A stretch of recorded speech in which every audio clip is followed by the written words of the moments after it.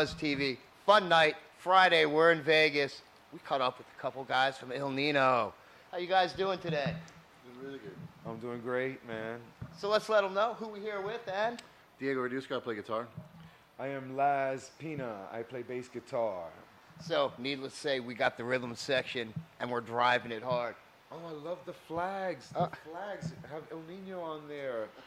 Yeah, That guys is love that when we do unbelievable. that stuff. Second night of the tour. Last night you're at the Whiskey. Second night in Vegas. So how'd that first night turn out? You know, it was a good turnout. I'm from LA, so actually I'm from Orange County, right south of LA, but I just, you know, say I'm from LA because no one knows where Santa Ana is. But it was good, man. It was nice to see a big crowd there again. We went on super late for California standards, but nobody left, stuck around, and, you know, rocked out with us. Oh, that's a great It thing. was an unusual show for sure. It was. I mean, we kicked off in LA at the Whiskey, which is, you know, me as a kid, you know, reading about Motley Crue and all the great bands, the Doors, that have been through those stages. So it's always like an honor to have. To me, it's a privilege to play that stage. It's an institution.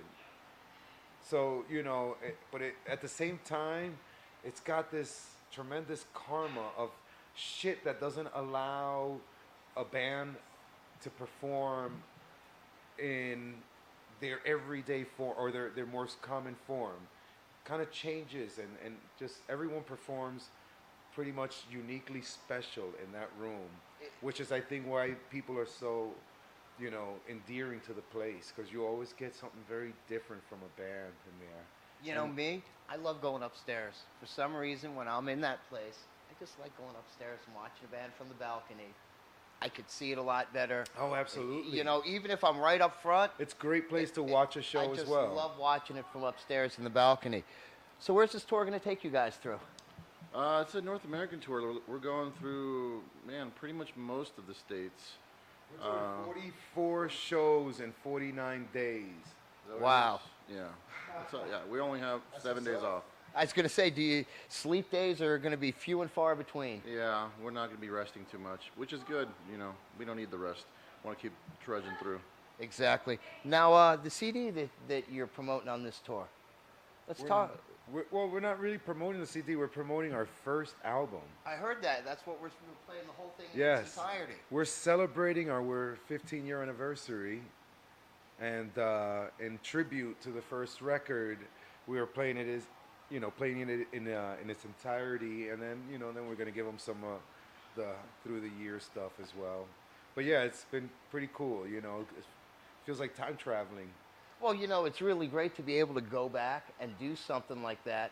One, it's well received and the crowd's going to love it. But just from a band's point of view, it's not often that as an artist you can do that. You could always in a set maybe pick a song or two, but it's very rare you're able to go back and find an album that you really loved and play that whole thing and almost recreate the love that you had the first time around.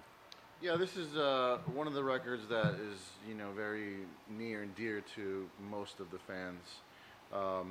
And to be able to play the entire thing, you know, like you said, it's brings the band. I wasn't in the band when the record came out, but I remember picking up the CD and buying it. So I'm actually reliving it from almost a fan perspective of listening to it the first time, like, oh my God, you know, this is nuts. I've never heard anything like this before. Now being in the band, I get to be the one playing these songs, and like I said, flashing back to the time when I heard songs, I'm like, oh man, what was I doing this time? You know, Exactly. the first time I heard this song, I was doing this. So that's a different perspective on my part, you know. But That's very nice, though. That's very nice to hear. I like that. Now, is there anywhere special you're looking forward to playing on this tour? Is there a specific Probably stop? New Jersey at Starland Ballroom, which is where the band the band came out of like the Birch Hill, you know, and WSOU over there, pirate radio station, you know, which started with them in the early days. When you're talking about what brings me back is the early days of those songs being developed and turning into what they did, and how they emerged on radio without the band even, you know, doing a proper show. And you felt like it was something special then. You know, there was this, you knew your life was, I know I felt like my life was about to change in a very profound way. and I wasn't sure at the time if I was ready to accept it, you know, and say, how bad, you know, I was content with my life. Do I want to go on this adventure? And I said, well, you know what? Maybe it'll realistically be cool for one album and get to see the world. And, you know, with the nature of it, I'll be lucky that I actually did it. But, You know, and didn't 15 years imagine, later, didn't you know. imagine 15 years later. Exactly. Now, let me ask a question about that. Being in the business as long as you have been and seeing things, how they've changed and go through its progression, what kind of advice might you give the younger cats out there that are breaking in, that actually, you know, are past the garage level stage? Would you say maybe go indie or try to find that deal or don't think quit your it's- day job? Well, listen, it's a big risk, you know. You know, studying and keeping some of your day job, if it's good, keep the freaking job, you know, and because you can still make it work. It just becomes a little harder, but it doesn't matter because it's, you know, it's where you need to be outside of work anyway, you know, and because it is really a tough game and it's become tougher, but it is more fair game, you know, and it can be done where a band could rise through the social media network, you know, and a lot of bands have been, I think, and it's helped tremendously, and it's competed and torn apart record labels all at the same time. Well, it's thinking outside of the box. We're in a new frontier, and the whole thing is being different and finding a different way to do it, and the really unique artists. Always try to stay with, you know, always you do have to evolve. If you don't evolve, you know, your music is kind of like you're repeating your first record over and over again. And if we hadn't evolved, I don't think we would have had the luxury of going back to our first record and playing it on a tour in its entirety. So evolution is very, very key. I think for a band like us, it was very instrumental. I mean, it's different dynamics on a lot of bands that are more pure to their form and their genres. You know, we're kind of, you know, it's Latin rhythms and metal music meshed together. But it's great stuff, and that's the thing. It's because of the uniqueness is what makes you guys so special. Thank you. I think that is, I take a lot of pride in being unique. I think I suffered when I was a little kid with my brother's band. We had so much pride in wanting to be so different and not be the traditional ones, because we wanted to kind of be in that company of like but it was difficult. I mean, but just to finally have a career and some kind of success from doing this, you know, for 15 years straight. That's a great thing. It's been a great run, that's for sure. Now, guitar-wise and music-wise, how'd you get your tone? Oh, man. All right. Well, I grew up when nu metal was just kicking off. And back then, everyone was using Mesa Boogie. But that wasn't why I was drawn to Mesa Boogies. I was drawn to Mesa Boogies originally because of Santana. And he used to play the old Heartbreakers, the Mark 1s. He started off with the Mark 1s, and then he played the Heartbreakers. And then the Rectifiers came out, and I jumped on. The very first one I had was a single Rectifier. And it was 50 watts, and it was awesome. But then playing the down-tuned stuff, I realized I wasn't getting the bottom-end chunk. So I saved up money, all my tip money at the time. I was working at a coffee place, and handed it over. And I bought my first triple rectifier, which is still on tour with me. Nice. That thing has never broken down. That thing's a tank. And I diverted later on, grabbed a different amp, but came back to Mesa Boogie. I'll never leave Mesa Boogie. Guitars, I've always been a... You know, Mesa Boogie really needs to start giving you these amps, man, the kind of love and affection. Your story is... You know, they should be giving you much more love. You should have full rigs. I need more love and affection. You know what? On that, you know, that's enough clout to hook up your bass player with a good Mesa Boogie. We need love and affection. That's it. But you know what? We know the guys at Mesa Boogie and how good they are, so it's not going to shock us when you get a package real soon from them guys. Right on, man. You told me sent us. Now, you know what's funny? Speaking about that, we had a conversation a while ago with the Eventide guys, and I told them, I said, yeah, I remember when I got my first Eventide. I go, letting go of $5,000 to get a 2-space rack for my guitar rig.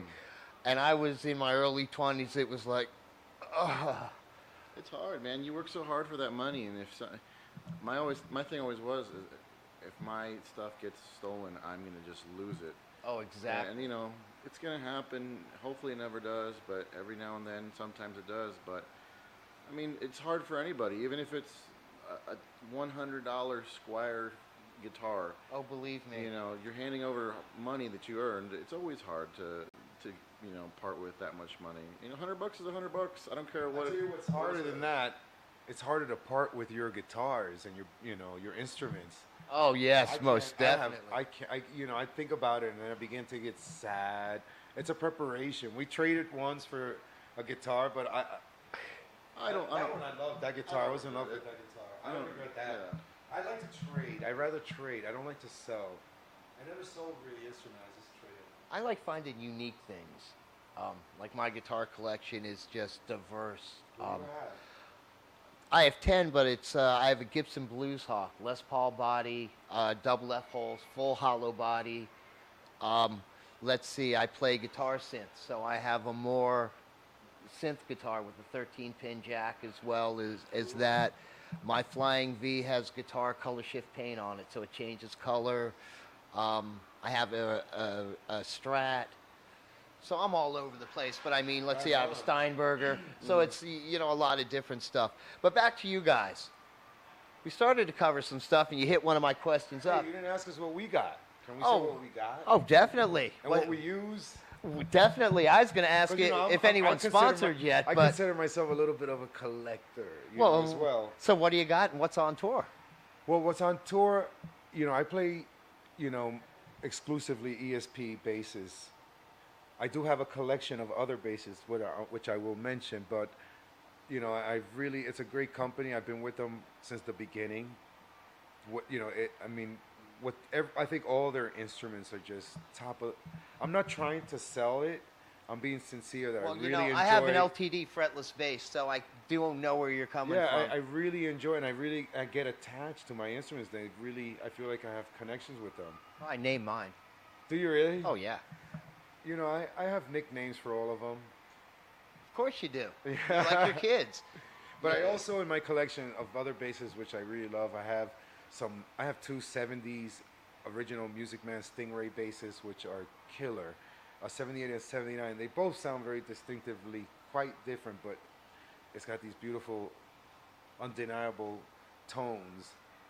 I have a Fender Precision bass. I'm right now obsessing over a Fender Jazz bass. And what's on tour? What's on tour is ESP. And amp-wise? Amp-wise, I'm using Tech 21. Nice. You know, and those guys have been great. And I also use, you know, the Sans amp, which is pretty much a brother-sister company. You lucky enough to be sponsored by anyone?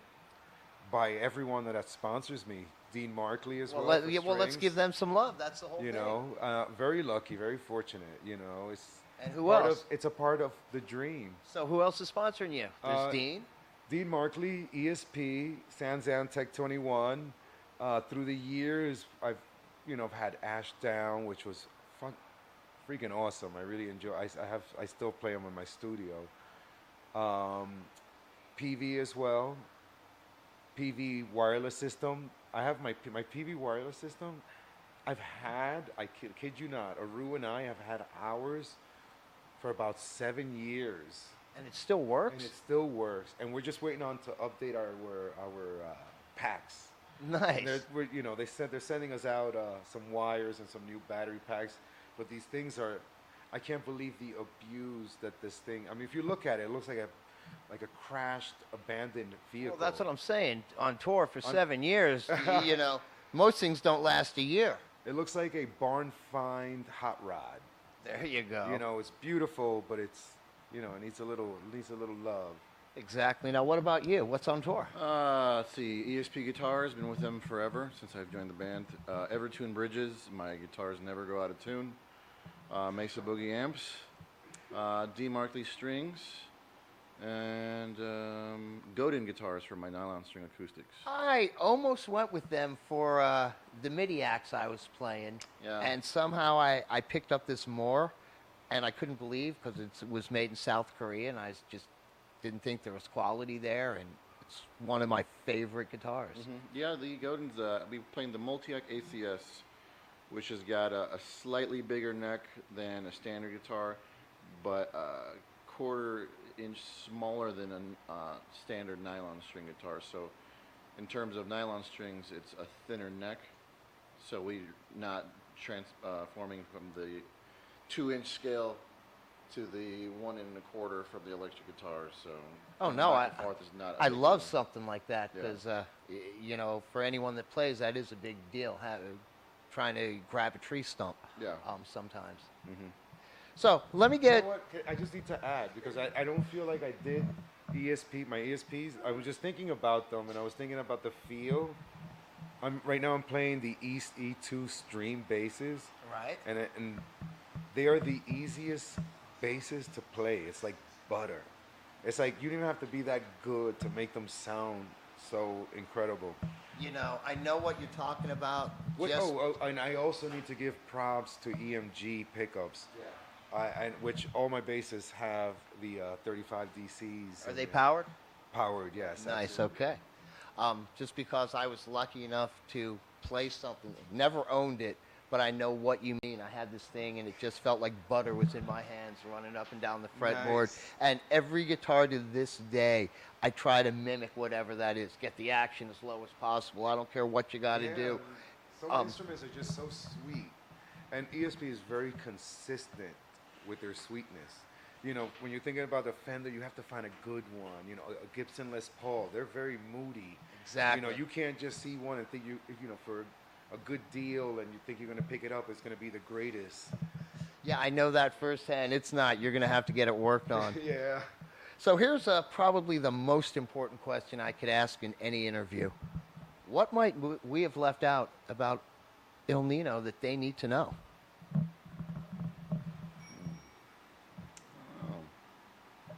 We're on tour. We just started. We're about to hit your town somewhere. If you found this on the net, You can follow us on social media. Obviously, it's official Il Nino on Twitter, Il Nino official on Instagram. You find us on Facebook, ilnino.com.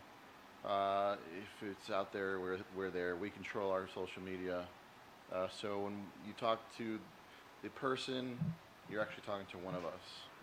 And you know, if you're watching this on the free iPhone or Android app, go to the website. There'll be links down here to all that stuff. Simplest ways to get to their music, the tour dates, contact the guys. And you never know. Since they're controlling their own stuff, you never know what they might just put up. So here's something we do pretty much with everybody. We have a fun little game, something we call Roll the Bones. If you're up for it, what this is I have a 30-sided dice on me, and I have 30 pre-selected questions. I think even 4 of them deal with music. wonderful. You guys up for a round? Okay, I mean, if you want to cast a spell on us right now. That's I'll not a play bad it. thing. I don't know if you could use a 30-sided dice for D&D. So I don't know if it's cast in anything. Sure you can. I know you could. Well, I know you could go with 20. Oh. And okay, there's the first spell. What's he telling you, huh? Actually, it rolled the best number of the game, but I'll let you start and we'll work our way around. And that would be 17, and 17 is why? Why not? That is my answer. 1, I have not seen that in forever. If I could be any superhero, who would I be? I'd be with Hulk, because when I get mad, I like to smash. Oh boy, here we go. And that is 28. And 28 is, rate yourself on a scale of 1 to 10 of how weird are you? 10. Okay. And I guess you'll see that later in, well, for you in a minute, but for me in a few hours. Well, I will definitely try my hardest not to let, too much of that weirdness out, but it'll be entertaining for sure. So what are we going to see tonight of the set? We're going to see the first album. First album, you're going to see a couple other songs from each of the other records. It's a mystery, actually, whichever one we're going to play. Yeah, we kind of pick them out of a hat that morning and which one we're gonna play. Or does crowd Actually, can we borrow this dice and then we'll just roll it? There you go. With the crowd screaming. Get there again. I got 30. 30. Uh-oh. What's this one? 30 would have been is, who do you really hate the most? I try not to hate. I'm trying to turn a new leaf. Well, there you go, and that wasn't your question. But you know the best question of the game is if you roll the number 20, it says blow, and then I pull a pocket breathalyzer out of that bag. So that's really fun. Are you serious? I shit you not, man. And one time we had a Let me see if I can get 20. we had a vocalist blow. I think it was a 2-point something that night. So it was pretty much. 28. We already answered that. Fuck, You know man. what? We'll turn this off and we'll play at the breathalyzer maybe after the show and see what we're all gonna I just do. want to see it. Oh well. Maybe they should see it too. Oh wow, it's an actual breathalyzer. Oh yeah. See, it gives you a countdown on when you thought it have was to gonna- start blowing. Is that for yourself or when you leave at the end of the night? No, this is for if you roll a 20. That's all this was for. I bought one of these, and I bought one for our BUZZTV Hollywood team because I said I want you guys to play the game, and Cool. How often does the 20 come up? very rarely, unfortunately. But as I said, the last Should time probably it did. switch the number. Well, Which number comes up the most? on that, there isn't one. It's a 30-sided dice. I wish I knew. I'd love to Certain load it. numbers you see. Okay, you just notice that the 20 doesn't come up. I know the 20s rarely, the higher 20s come up a bit. Because then we just roll the same thing. I mean, you know, that was 6. That's 1 again. See, that's the second time 1 came up. That's a loaded dice. That's 3. Oh, let's see where it goes. I love it. Oh, there's 20. See? 20 just came up. Wow. There you go. So you never know when you're going to be Spoke to blowing. you. Blow. I've been doing things, but you're not going to get that on a breathalyzer. Hey, let's see what it says. Okay, we could do that. Shit, you never know. Maybe he did. If THC shows up on a breathalyzer, damn, we're all in trouble. Explain to us how this works. Okay, I have to let it count down from 15 to 0. And he blows. He's blowing. And the countdown goes. Okay, so I'm at 0, and I've blown a 0.10. So that says there's pretty much no alcohol in me yet. So, but what does it say? Is that one? No, that's Smidget.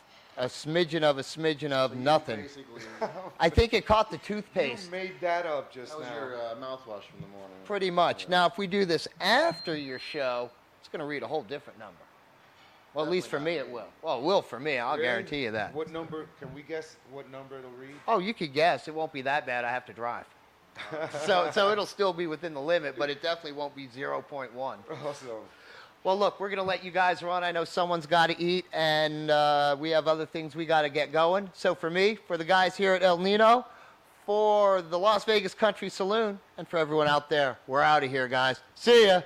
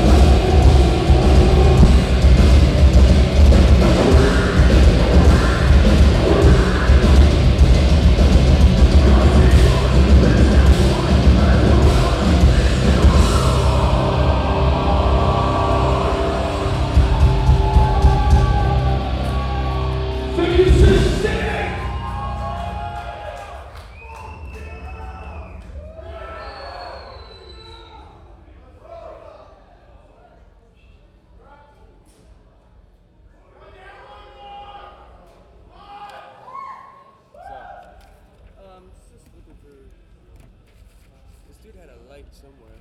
But Oh, here.